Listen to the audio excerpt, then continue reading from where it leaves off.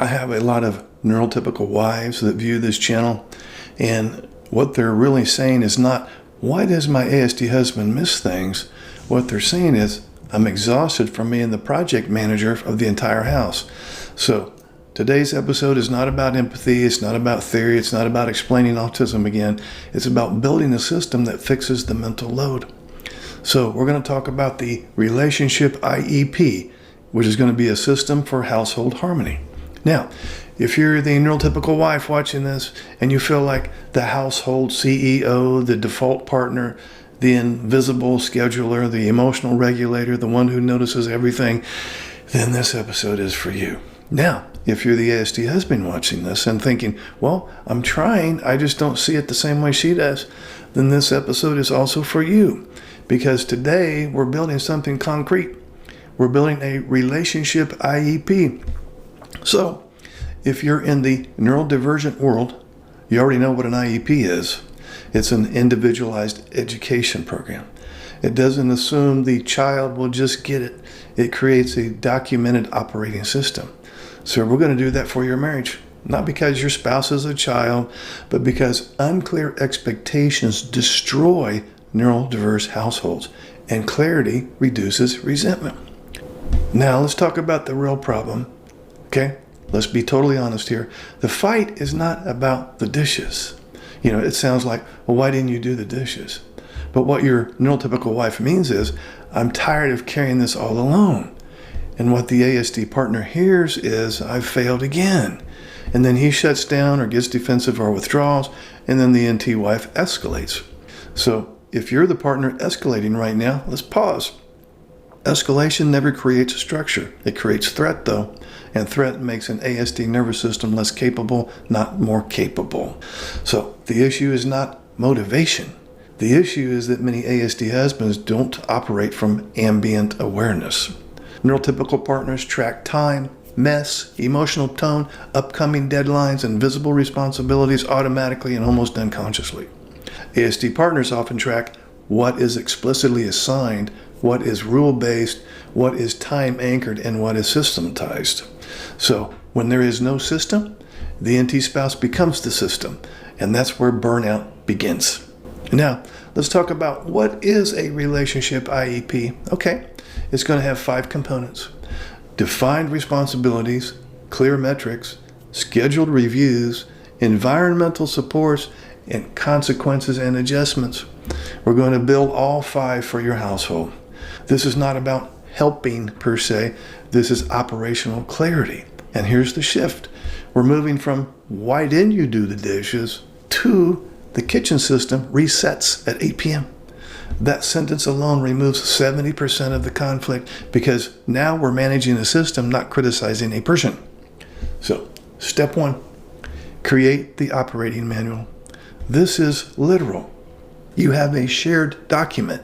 It could be a Google document, whiteboard, printed binder, and you're going to title it the Household Operating Manual.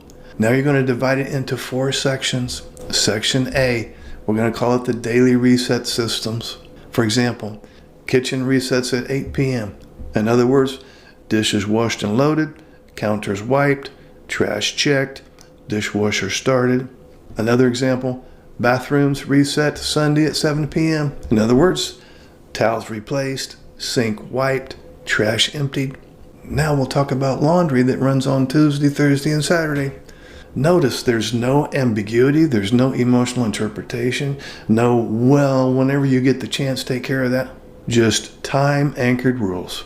This is good because ASD brains thrive on predictable reset cycles. Section B, ownership, not helping. Now this is critical. Listen, if the NT wife says, can you help with the kids' dentist appointments? That's still a mental load to your ASD spouse. Instead say, children's medical scheduling is your domain.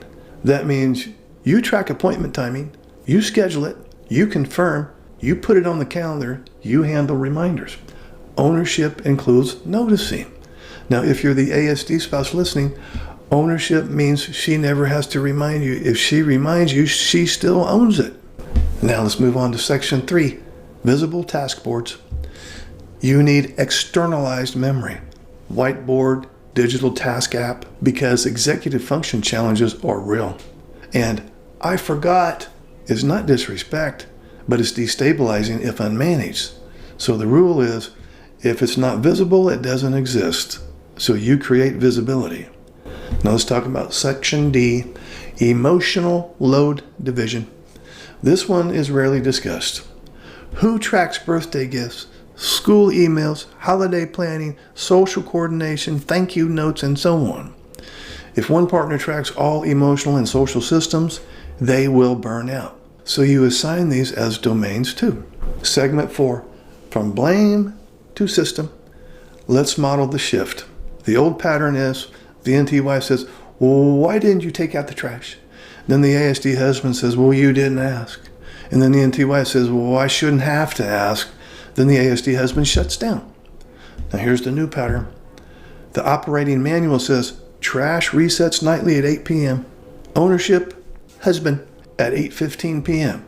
The NT wife says, the kitchen reset didn't complete. Not, you didn't care. See the difference?